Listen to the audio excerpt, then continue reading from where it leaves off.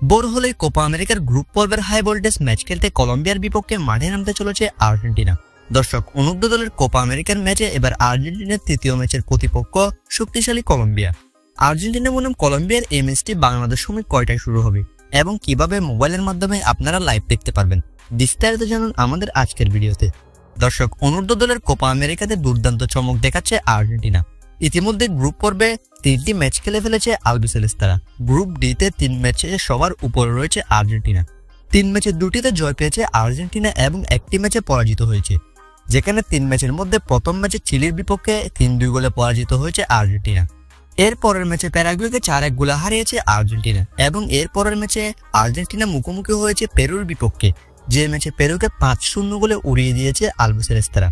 এবার চতুর্থ ম্যাচ খেলতে আর্জেন্টিনার প্রতিপক্ষ শক্তিশালী কলম্বিয়া। আগামীকাল ভোরে শক্তিশালী কলম্বিয়ার বিপক্ষে মাঠে নামতে চলেছে আর্জেন্টিনা। দর্শক, আর্জেন্টিনা বনাম কলম্বিয়ার এই ম্যাচটি শুরু হবে আগামীকাল বাংলাদেশ সময় ভোর 6টায়।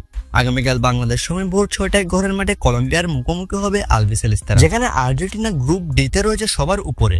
3 ম্যাচে 2টি জয় এবং 1টি হার নিয়ে সবার উপরে অবস্থান করছে আলবিসেলেস্তারা, যদিও কলম্বিয়াও দুর্দান্ত খেলছে বর্তমানে। দর্শক, আর্জেন্টিনা বনাম কলম্বিয়ার এই ম্যাচটি আপনারা লাইভ দেখতে পারবেন কনমেবল ইউটিউব চ্যানেলে।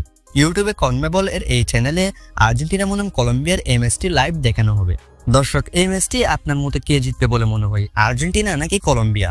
কমেন্ট করে জানিয়ে দিন আপনার মতামত।